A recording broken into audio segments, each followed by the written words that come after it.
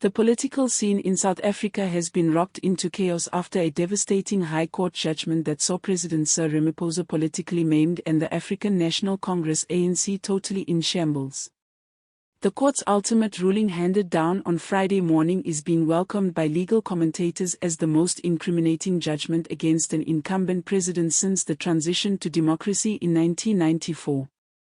In a landmark ruling, the court held that Ramaphosa had breached key provisions of the constitution, defaulted on his responsibilities to maintain the rule of law, and conducted himself in such a way as to actively erode public trust, especially with regards to the protracted failure farm saga, abuse of state finances, and obstruction of justice.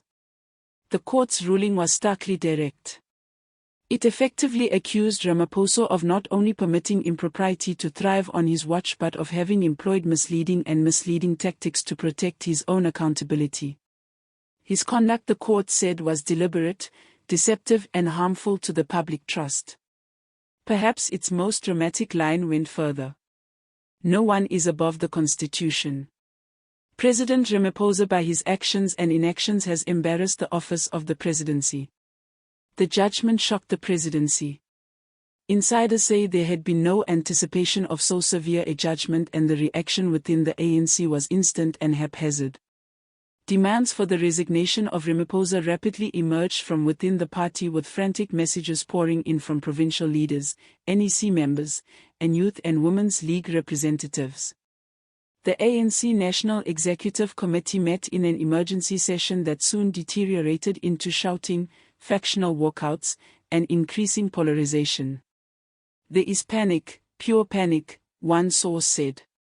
Some demand Ramaphosa be removed right now. Others claim the party can survive another leadership crisis. But of one thing, there can be no doubt. The center has collapsed. This judgment has ignited the ANC's worst internal crisis in more than a decade.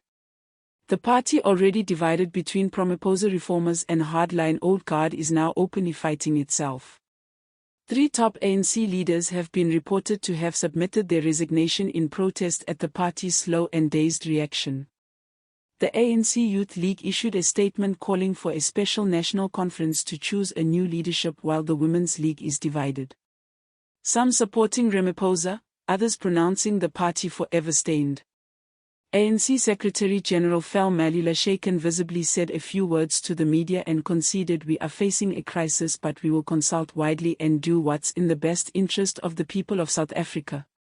His statement failed to plate increasing public anger, though the court judgment dwelt on some blockbuster charges. Foremost among them was Ramaphosa's breach of the Executive Ethics Code to not disclose large amounts of foreign currency stashed at failure farm.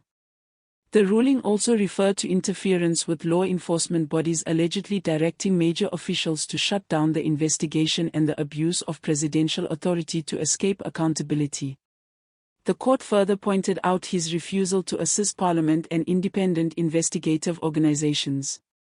While the ruling, short of criminal conviction, called for immediate referral to Parliament as well as the National Prosecuting Authority, NPA, in effect opening the door to potential criminal prosecution. The political consequences have been prompt and ugly.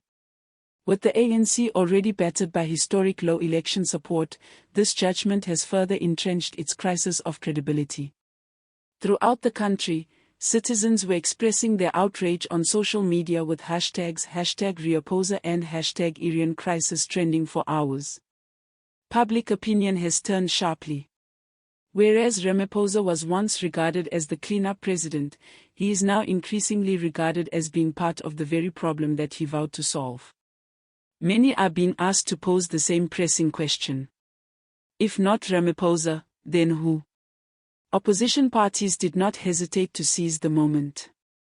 The Economic Freedom Fighters, EFF, Democratic Alliance, DA Action SA and others organized synchronized press conferences urging the president to resign or be impeached. The High Court has spoken. Sir Ramaphosa is not fit to lead this country, said DA leader John Steinway. His resignation before sunset today or we go to the streets. Julius Malema reiterated the message more harshly. The ANC is crumbling under the pressure of its own corruption. This ruling vindicates us for saying so all along. Ramaphosa is not the answer. He's the problem. At the same time, civil action has started to spread. In a number of provinces, regular South Africans have begun demonstrating on the streets, calling for justice, new elections, and a total change of government. Protesters claim they are fed up with being misled and deceived, and many are now asking for a new political era, one based on openness, accountability, and leadership by the people. The future for President Ramaphosa is uncertain. Legal analysts caution that although the judgment per se is not a conviction, the referral of the NPA and Parliament may create the platform for a series of events to unfold that would result in impeachment, prosecution, or both.